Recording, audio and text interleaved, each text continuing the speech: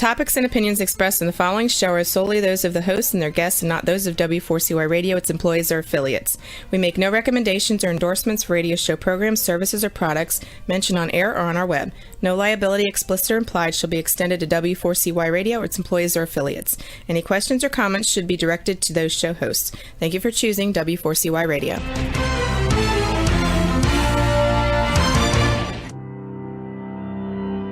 Welcome to Leadership for Life with Gina Gardner on W4CY Radio and Talk4 TV. Join your host, who is a multiple #1 international best-selling author, motivational speaker, empowerment and transformational leadership coach and trainer. She's the founder of Genuinely-You and has 30 years experience of helping people step into their genuine, authentic power. And now, here is Gina Gardner, your host of Leadership for Life. Hello there, and welcome to today's show. Got a great show for you. Today, the theme is all about confrontation and conflict resolution. When you watch the news or you listen to people, there's so much conflict around, so many people who are struggling with relationships, whether that's personal or professional. There are many people who hold their tongue, they bite down on their tongue rather than say something because they want to avoid the confrontation, rather than seeing it as confronting the issue and being able to do it calmly. What happens is that they say nothing and they get more and more angry and frustrated, and then they let rip. Now, I have a very special guest for you in the second part of the show. My guest, Gunn, is a great speaker. She's known as the Barefoot Mediator, and we'll find out after the break why she's called the Barefoot Mediator. And she's going to share her experience in conflict resolution. She enables people to deal with the difference and diversity in ways that are non-adversarial and solution-focused. But before I invite Jane to join me, I want us to think about the difference between what is being confrontational and what is confronting the issue. Because for me, they're entirely different things. Being able to tell people that what they're doing isn't working for you, that doesn't fit with your values, that it's not acceptable, dealing with that situation, confronting the issue, doesn't have to be aggressive at all. It doesn't have to be confrontational. But it does require you to manage your own emotions first and to be prepared to speak out. And I think it's having the techniques to speak out in a way that doesn't rub people up the wrong way, doesn't make things worse, is an incredibly useful skill, both in the family, a relationship, your personal relationships, friendships, and so on, but also in the workplace. How often do you find yourself in situations that you're upset about or that you don't like, and you let it go because you think, actually, I don't know how to deal with this, it feels too difficult, or because you think, well, this is going to turn into a row, and so I better say nothing. So often I work with guests who, when I ask, they talk about something that's been upsetting them, something that really is at odds with their core values. I'm not talking about trivial stuff here, but really important issues. And I ask them, what have you done about it? And the answer is very often nothing. And when we start to unpick it, there are a number of reasons why people do nothing. I think one of the major reasons is that fear that if I say something, things will escalate and I won't know how to manage it. Or I don't know what to say or when to say it, or that person that I'm going to talk to, I feel as if they're more important or more powerful than me, and so I'm on the back foot, I don't want to say anything. Ultimately, swallowing what you need to say, letting things pass, it's fine if you can compromise, but it isn't fine if you feel you are being compromised. Now, there's quite a subtle difference for many people when I say that. But when we compromise, there's a give and take on both sides. We negotiate. But when we feel that we are being compromised or our core values are being compromised, that has a very, very different feel to it. And in so many relationships, one or other of the partners or within the workplace, somebody feels as if their values are being compromised. And when that happens, if it happens over a period of time, it can really eat into your sense of well-being. It can create huge levels of stress and frustration and ultimately lead to you being unwell. Far better to see yourself as having the power to be able to speak your truth. Now, it's really important in terms of how you do it. I'm really interested to talk to Jane after the break in terms of her techniques, and she has huge experience of working in the business setting with people. But for me, ultimately, it is about having a neutral voice, a neutral body language. Remember, 50+% of our communication is through our body language. So if we're saying with our mouths, that's okay, but our body language is saying, oh dear, that's not okay, then the message will get through, even if the words belie that, what you're saying. And so recognizing that we energetically send those messages to people, but if we're not prepared to take action, not prepared to speak out, then we have to put up with what happens. So for me, it's neutral. It's about recognizing that when you go into a situation that you have the power to say in a very non-combative way, when you do that, I find it difficult. And criticizing the behavior rather than the person, and recognizing that the tone of voice that you use, so long as you have something to say and you say it clearly and state your case without the whine, the moan, the poor me, that then leaves the other person with less room to wriggle. They can't catch on to the tone of your voice and complain about that, because if it's a neutral tone, there's nothing for them to get hold of. But so often we find, and we've talked about, habitual patterns of behavior, that one person triggers another and they respond by biting back, and that triggers the behavior in the second person, and you end up with this competition as to who can actually shout the loudest or be the nastiest. Every moment of every day, you're going to come into situations where there'll be people who don't believe the same as you, or don't act in the same way as you, or don't do what you want them to do. You can choose whether you spend your whole life being combative or ignoring the situation and being a victim to it, or you can choose to take charge and to deal with the situation and to deal with it well. If you're in the business situation, then it gets even more complicated in the sense that there's often far more people who are involved. And ultimately, if you have a boss who is difficult to deal with, then you have the whole range of beliefs about, well, I can't tell them they're my boss. Although that's true in the personal life. A number of times I've had somebody say, I can't say that to my parents, I'll upset them. And yet when they take courage and they say it in the right way, they find that they have nothing to fear.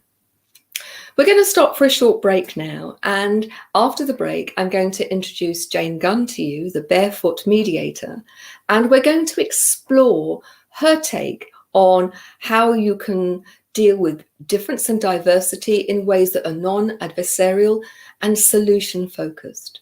So don't go away, we'll see you in a minute.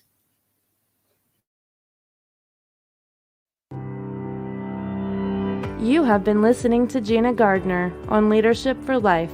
We'll be back after this quick break.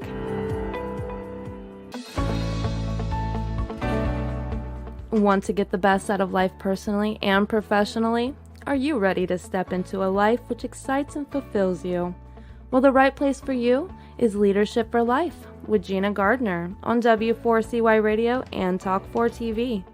We will share with you stories from inspiring people a wide range of guest experts, and lots of practical strategies to help you get the very best out of your personal and professional life.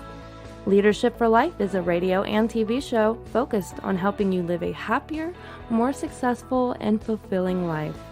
Join international best-selling author, motivational speaker, empowerment and transformational leadership coach and trainer, Gina Gardner, live every Thursday, 1 p.m. Eastern Time on W4CY Radio and Talk4 TV. Become the leader of your own life. Gina Gardner's #1 international best-selling book, Thriving Not Surviving, The 5 Secret Pathways to Happiness, Success, and Fulfillment, provides you with the foundational principles on which to become the best leader of your own life. It's available as an ebook, paperback, hardback, and as an audio from genuinely-u.com, or also from Amazon. Every one of the principles have been proven to work for the countless people who have used them, including the author. Now, let's put them to work for you. If you're ready to discover your true leadership life design, accelerate your journey with an invitation to join Gina for a Leadership for Life VIP Day. Choose your journey of self-discovery where Gina will help you navigate your way to happiness, success, and fulfillment. To find out more, email Gina at genuinely-u.com. Welcome back to Leadership for Life. Here is your host, Gina Gardner. Hello there. I'm so excited to be able to introduce Jane Gunn to you. And before I do, I want you to read her bio. It's amazing. Jane Gunn is an expert in the field of conflict resolution, a trained mediator and facilitator known to her clients as the Barefoot Mediator. She is the author of 2 popular books, How to Beat Bedlam in the Boardroom and Boredom in the Bedroom, and the authority guide to conflict resolution. She's spoken at the United Nations, the White House, and the European Commission. Jane helps people in all walks of life to become resolutionaries, teaching them the basic skills of mediation. She enables people to deal with difference and diversity in ways that are non-adversarial and solution-focused. Her mission is to create a tribe of barefoot mediators equipped to lead and inspire others in times of change, challenge, and crisis. And we've never found a time that needs it more than now, I don't think. She's a powerful message supported by practical tools and techniques that apply to organizations of all sizes across all sectors. So without more ado, I'd like to welcome Jane. Hi, Gina. Hello there, and thank you very much for joining me today. Oh, it's an absolute pleasure. Thank you for the introduction. So, Barefoot Mediator, how does somebody become not only a mediator, but a barefoot mediator? Well, I guess there's 2 answers to that, Gina. I've become the Barefoot Mediator simply because this time last year, the beginning of lockdown, I turned all my work online, as we both have done, and I was doing my mediating between clients here in my office with their feet. So I was breaking the ice with my clients, and I said, I'm the Barefoot Mediator. Then later in the day, I was on a webinar and I got introduced as the Barefoot Mediator. So I thought, well, this is a title. It's stuck now. What is it? And I researched the term a little bit, and various people have used the term barefoot. One of the more famous was the Barefoot Doctor. And the term Barefoot Doctors came originally from China, where the people who lived in the rural communities couldn't access the hospitals in the cities very easily. And so they started training, if you like, paramedics, but people within the country communities to be able to minister health. So I thought, well, a barefoot mediator would be doing the same. It would be people who are able to use the skills of mediation within their own life and their own communities. So that's a summary of what barefoot mediation means to me. So thank you. And interesting for me, barefoot, there's an authenticity about that, isn't there? Yes. That you are there being you, being genuine. And I think that's really powerful.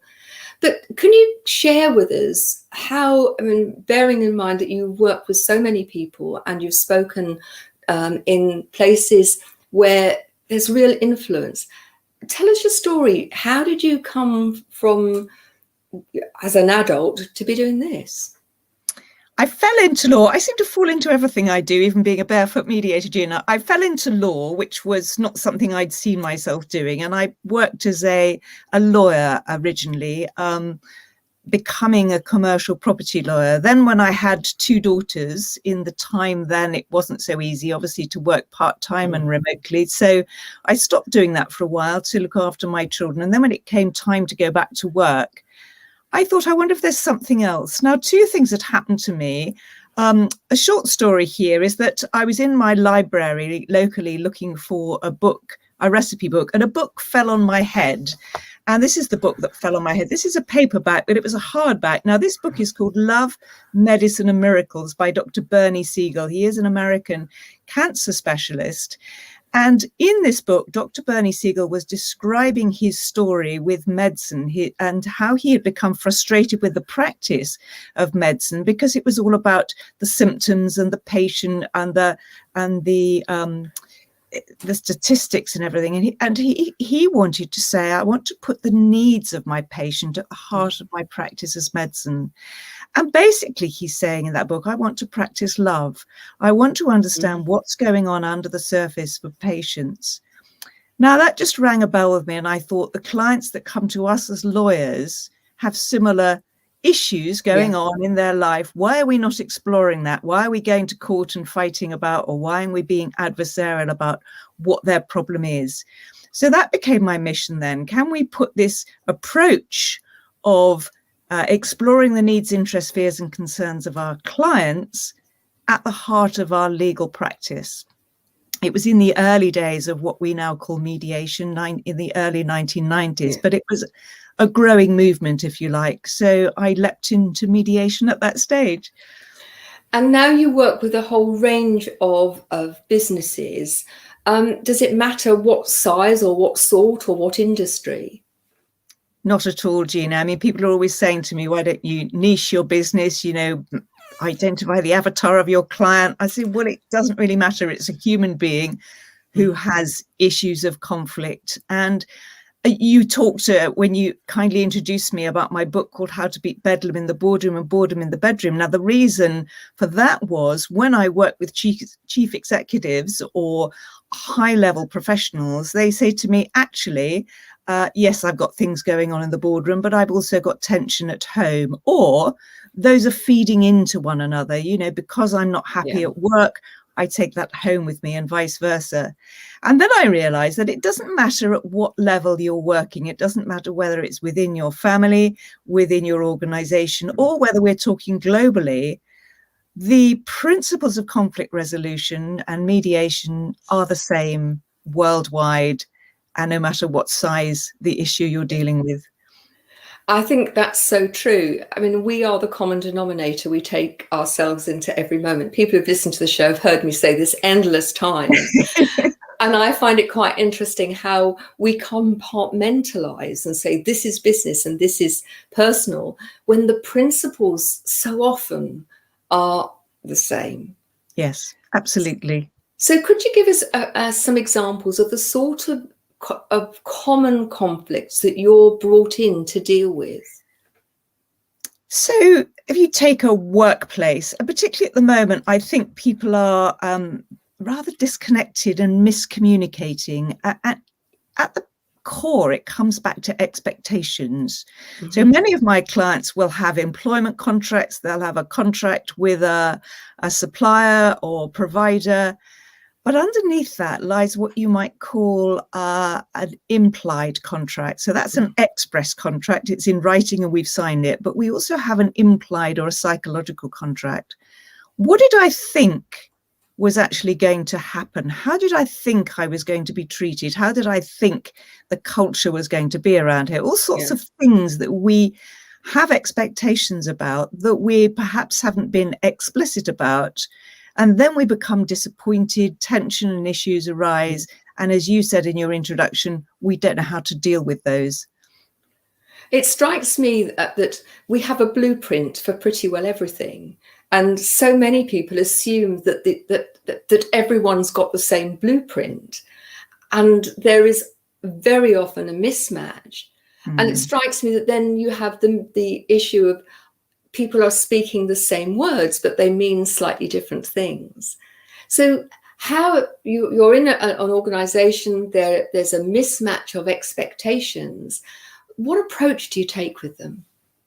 Well, I tend to approach things on two levels. Quite often, Gina, I'm called in at a crisis point. So there may be 2 or 3 individuals or perhaps a team who aren't really getting on, and they need to explore what that is. So I probably come in, doesn't really matter what title I'm given, but quite often I come in as a mediator, as a neutral, as you said, and I help them to explore, what's this about? Where did it arise from? What are some of the possible solutions? How are you going to resolve it? And that's me very much as a facilitator, empowering, but not taking over, not supplanting them, but giving them the opportunity just to explore some options there. Then on the wider level, what I really like to do with an organization is say, how could you stop this happening again? How could you implement or instigate within your organization a framework, a blueprint, something that would help you have a systematic process so that anybody at any level in the organization would know when an issue arises, here's what we do, here's the first step, here's the second step, here's the third step. And even today, I was talking to a client I was working with, and we were talking about implementing this kind of system from here on in their organization. It sounds to me, in many ways, listening to it, it sounds such common sense. And yet, I don't know about you, but I find sense isn't very common often, particularly when emotions start to run high. Yes. And then, things that if people were able to take a step back, they would look at it and have a very different perspective. They're so caught up in the emotion of what's going on that they lose that perspective. Absolutely, Gina. One of the things we talk about in mediation is called the Emotional Barometer. And when your emotions are high, your logic is low. In other words, your brain is hijacked. It's hijacked by, we know these sort of hormones and so on that take over. And all you can think about is, how to respond to the conflict, how to respond emotionally. And thinking about something logic, it just goes out the window. So one of the techniques for mediation is to think, how do I manage that emotion within myself as well as within others? Because we've all got to be managing our emotions. So we have to think of techniques for managing emotions and enabling us to sort of express them, not to bury them, to express the emotions, but then also to think, how do we move through that to thinking logically about the way forward? What are the things that get in the way of that? The biggest thing, I suppose, is ego, really, Gina.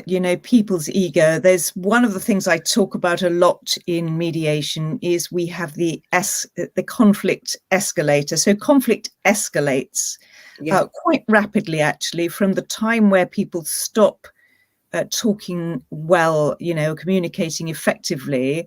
Then they tend to gather supporters of their story, tell their story, retell their story, perhaps issue threats and so on. But as you get to the end of this escalator, there's 2 final stages. One is, I don't want to lose face.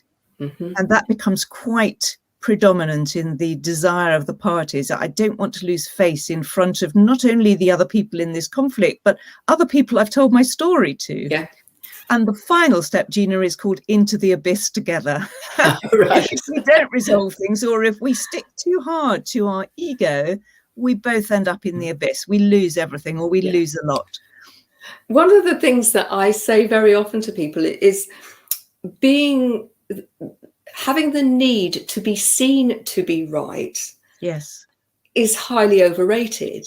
And how many people lose the war because they have got caught up in the battle of needing to be seen to be right.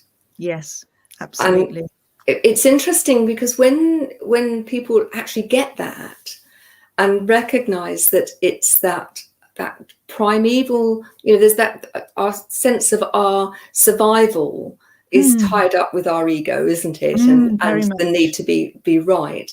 Yes. And for many people, they would rather, cut their nose off to spite their face than be seen to be backing down.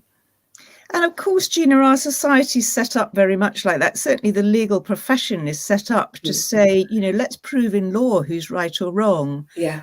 Even at school, we have to come with the right facts and the right statistics and so on. We're not allowed sometimes to question or be curious or to wonder if there's a third way. It's black and white, right or wrong. And I think that that's embedded into our culture as much as it is into our brains and our survival instinct. I think you're right. I'd be really interested to explore with you, if people are listening to this, and maybe, whether it's within a family or a personal relationship or in a business context, the ideal situation is to, if you don't mind me saying so, is to make you redundant because people are getting on. Of course, you'll find plenty of other things to do. Just don't want you to be out of a job. But ultimately, if people set things up well, the need for conflict resolution and for mediation is minimized, isn't it? Absolutely. And that's really from the beginning, Gina, has been my passion. I always talk about it as a window of opportunity. Any conflict has a catalyst. It starts here and it ends somewhere over here, however well or disastrously it ends. But in that gap is what I call a window of opportunity. And the earlier you can catch something as a tension or an issue rather than a conflict or a dispute, the better. So actually, I don't think I'm redundant. I just come in earlier at an earlier stage. Come and train them not to have the conflict. And that's very much what Barefoot Mediation is about. It's let's understand these essential skills that you don't need to be a commercial mediator. You can apply them yourself if only you knew what they were, and you can set up a system around it. I now call it a map, that you can do it yourself, and then you don't need a mediator and you don't reach crisis point. I love this phrase of yours, resolutionaries, and the fact that you your goal is to set up a tribe of resolutionaries. Can you just talk to that, really? Because it sounds to me as if that could be such a powerful tool to make some of the changes that really need to be made. I think we talk a lot about being a revolutionary and what kind of, what revolution are we going through at the moment. And we've talked about sort of stages of human development, the agricultural revolution and the IT revolution. And I honestly think we're in a stage of revolution now where we need to understand these principles even more than ever of how we communicate and how we resolve conflict you talked about in the beginning. And so I just thought of this term of resolutionary. Couldn't we be resolutionaries rather than revolutionaries? Because this could be the era of the resolutionary. This could be the resolutionary era that we're entering into. And frankly, if it isn't, I think we're going to be in huge trouble globally because, you can see and we can feel this tension globally that we do all need these resolutionary skills to be able to collaborate right now. Yes. And your tribe, is it something that is in the planning stage, or is it happening? It's actually happening. So having sat here a year ago with bare feet and joked about being the Barefoot Mediator, I have created a program. It's running with key senior leadership teams. We started the first cohort of Barefoot Mediators actually yesterday. The course is up and running. Brilliant. And we have other courses running in June and September for which we've already got waiting lists. Isn't that amazing? That's fabulous, isn't it? Because for me, prevention is always better than cure. And the more people who you have who have the skills and the confidence to do that, the energetic sort of flow from that is that it spreads out like a stone being thrown into a pond and it rippling out, doesn't it? Absolutely, Jen. And I've been amazed at how people are attracted to this concept. It is rippling out, and people are mentioning it to people. Even yesterday, within 5 minutes of finishing the first session, people were posting on LinkedIn, and more people were coming to say, this is what I need right now, and this is what we need right now. So I think there's something there that is needed in the world right now. I think it's brilliant. And one of the things that I'd love to see is young people, at school being given those skills so that as they move into the workplace, that they come ready, prepared, rather than having to learn the hard way how to deal with things.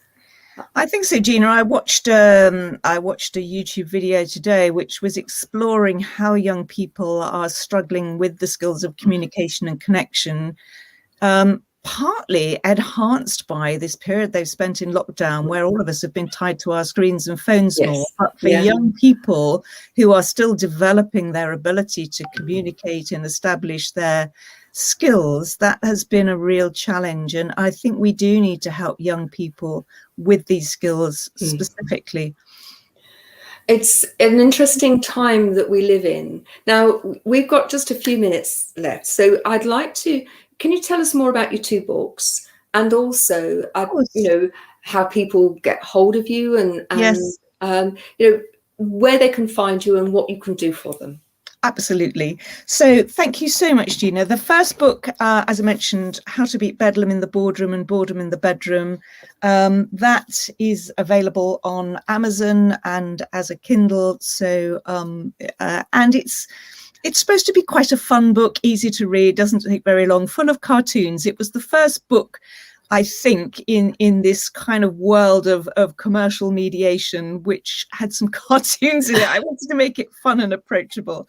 The second book is this one, The Authority Guide to Conflict Resolution. It's really a pocket book, and it is the companion guide to this course I've just developed, so that people get that if they come on the course. But it's really designed to be, again, very simple. You could read it in an hour, but it's got the absolutely basic essential skills. It's based on 16 questions that my clients kept asking me about, even starting with what is conflict? Why don't I behave as I would like to? How do I listen better? Those kind of questions. And they're all in that little book. And if people want to find me, I'm simply Jane at janegunn.co.uk. My website is janegunn.co.uk. And I'm happy to forward details about my work, and in particular about barefoot mediation, to anybody who's interested. That sounds absolutely brilliant. Thank you. We're going to talk about B1G1 in a moment, but I just want to say a huge thank you. And, I was listening to the news this morning, and almost every news section was full of conflict and hatred and division. And it just seemed to me that having you on the show at this point was so right, because one of the things I hope that everybody will take from this show, today's show, is that you have the opportunity to resolve conflicts before they start by setting things up properly. But ultimately, taking some of the steps that you shared and those I have, you can choose to escalate these things, or you can choose to have a calm conversation and state your point of view without being a victim, without being aggressive, and actually have an open conversation and look for a win-win. Not I win, you lose, or you win, I lose, but something where we can both feel really comfortable and move forward, having got to know each other better. So thank you very much for that. Now, those of you that are listening, I genuinely you as a proud member of B1G1, buy one, give one.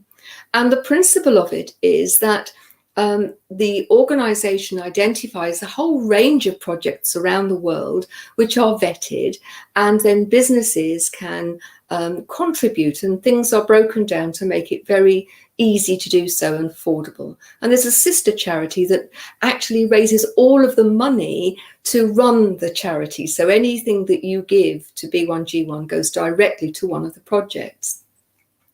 And so I became a member in January. And so for every guest, we donate some, they call them impacts.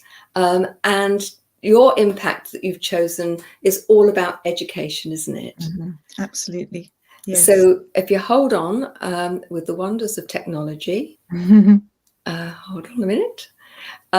So this is Zimbabwe is faced with widespread poverty and lack of opportunity, especially for the young, and education can be the solution. And so this is going to be about paying for several children to have tuition in primary school on your behalf. And anyone who owns a business, if you look at the links within the show notes and join B1G1, if you could use my code, then we get to see how many impacts the show is making. For every 100 people who listen, we give free meals to hungry people. So even in just by listening or watching, you are contributing. So Jane, thank you so much for giving up your time and sharing your expertise with me. It's been an absolute joy. Thank you very much. Thank you, Gina. I've really enjoyed it and appreciate the opportunity to speak to your very wonderful audience. Thank you. Thank you. Don't go away. We haven't finished yet. We'll see you after the break.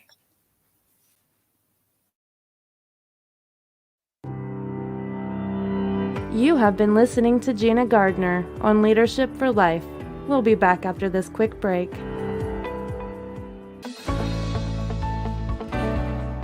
Want to get the best out of life personally and professionally? Are you ready to step into a life which excites and fulfills you? Well, the right place for you is Leadership for Life with Gina Gardner on W4CY Radio and Talk4 TV. We will share with you stories from inspiring people, a wide range of guest experts, and lots of practical strategies to help you get the very best out of your personal and professional life. Leadership for Life is a radio and TV show focused on helping you live a happier, more successful, and fulfilling life. Join international best-selling author, motivational speaker, empowerment and transformational leadership coach and trainer, Gina Gardner, live every Thursday, 1 p.m. Eastern Time on W4CY Radio and Talk4 TV. Become the leader of your own life. Gina Gardner's #1 international best-selling book, Thriving Not Surviving, The 5 Secret Pathways to Happiness, Success, and Fulfillment, provides you with the foundational principles on which to become the best leader of your own life. It's available as an ebook, paperback, hardback, and as an audio from genuinely-u.com, or also from Amazon. Every one of the principles have been proven to work for the countless people who have used them, including the author. Now, let's put them to work for you. If you're ready to discover your true leadership life design, accelerate your journey with an invitation to join Gina for Leadership for Life VIP Day. Choose your journey of self-discovery where Gina will help you navigate your way to happiness, success, and fulfillment. To find out more, email gina@genuinely-u.com. Welcome back to Leadership for Life. Here is your host, Gina Gardner. Welcome back. I wanted to spend the rest of the show looking at the conflict that many people feel with themselves.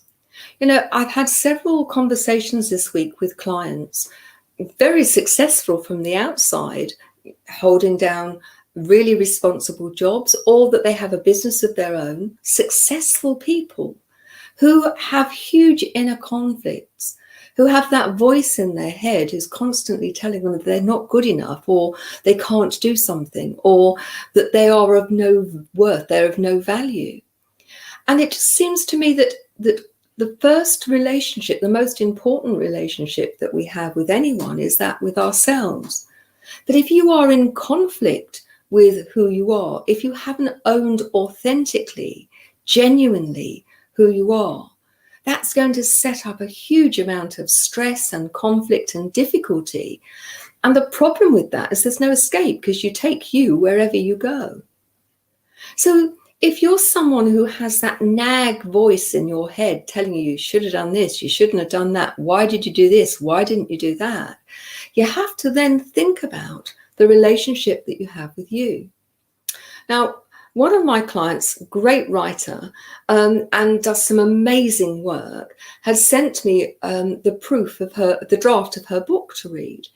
And I've been reading it, and you know, one of the things that struck me is, as I read it, is the theme throughout it is, how do you make that great friendship with yourself? How do you live in harmony with you and who you are?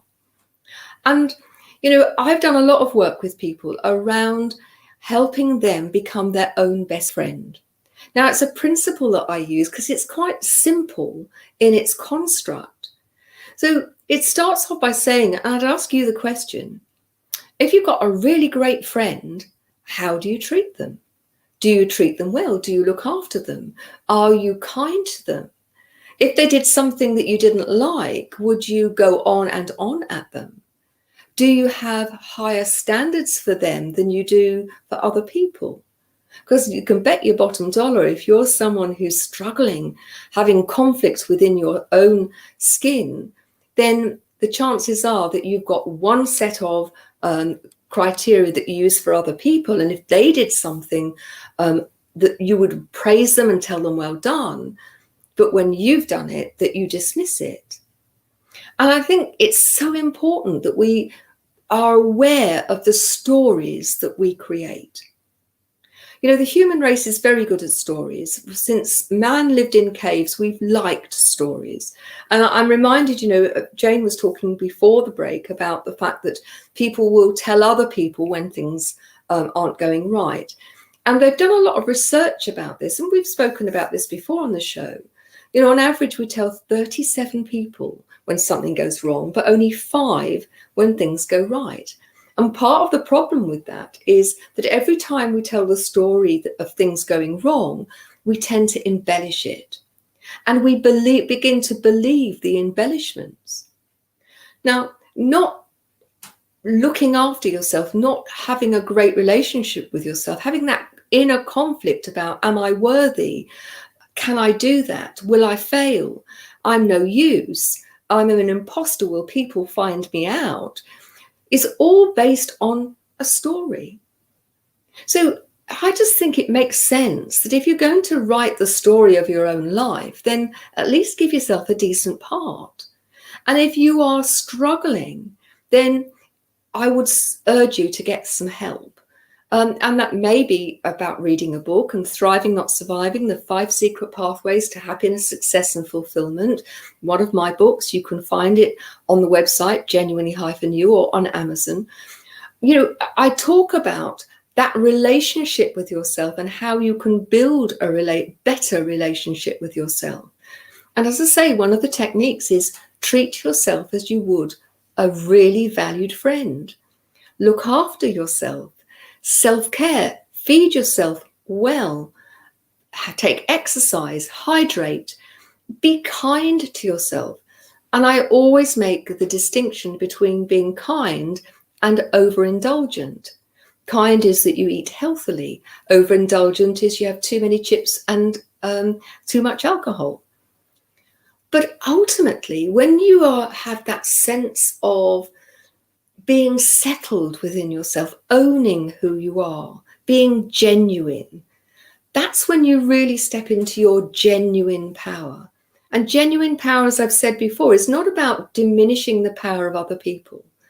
It's accepting that you are the most amazing human being, that you have the experience, expertise, the enthusiasms, the passions, the creativity that you have developed during your lifetime.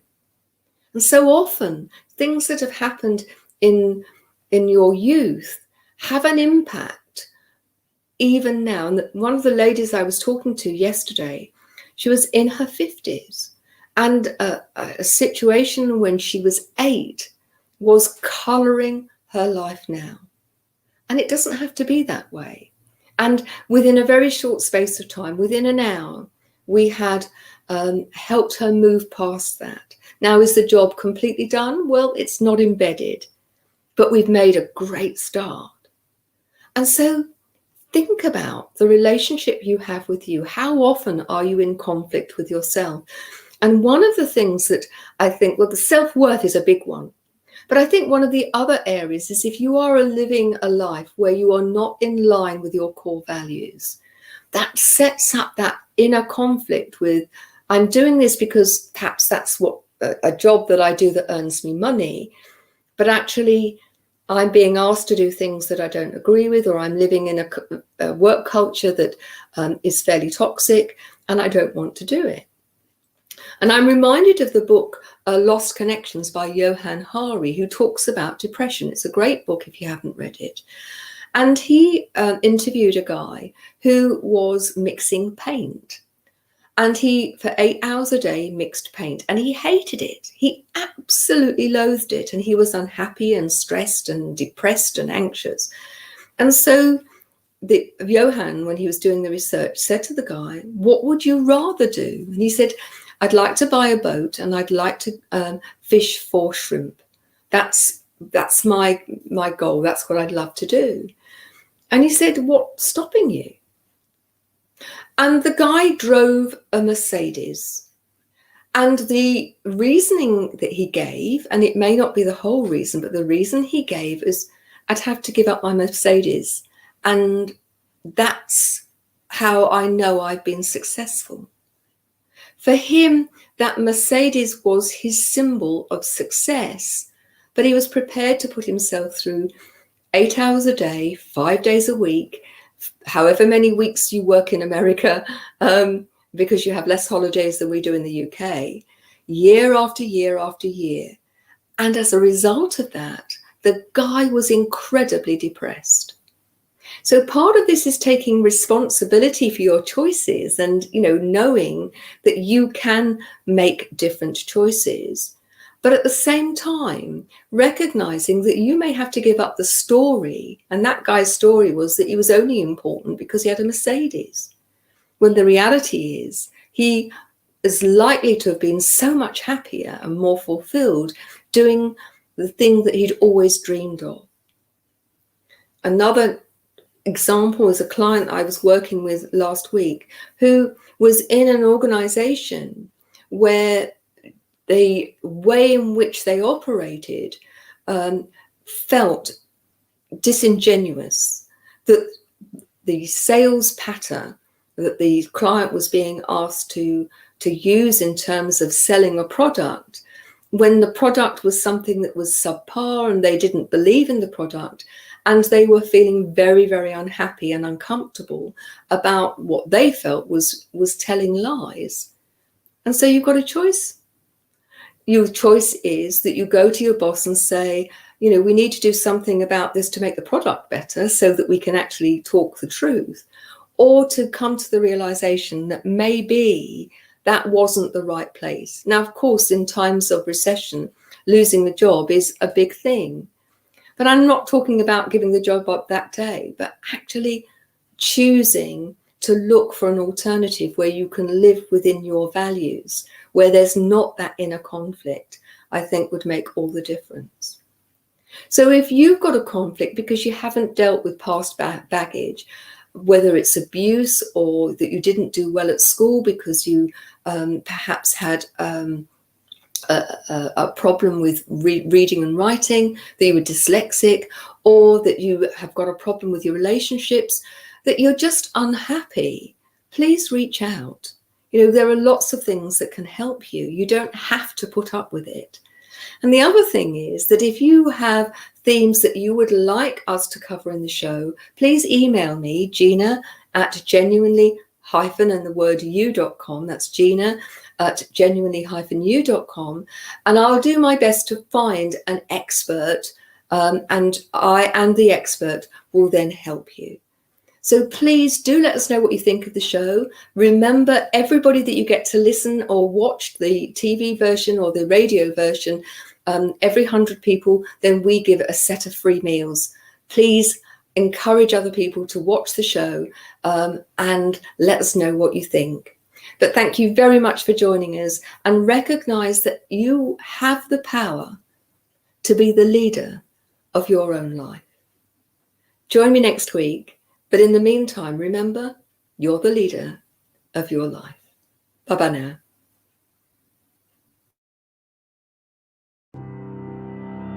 You have been listening to The Leadership for Life with your host, Gina Gardner. Make sure you tune in to W4CY Radio and Talk 4 TV next Thursday and every Thursday at 1 p.m. Eastern Time for more Leadership for Life. If you missed any part of this episode or just want to hear or see it again, you can find the archive of the TV show on Talk 4 TV's YouTube channel and the podcast of The Leadership for Life on iHeartRadio, Pandora, Spotify, Amazon Music, and wherever you listen to your podcast.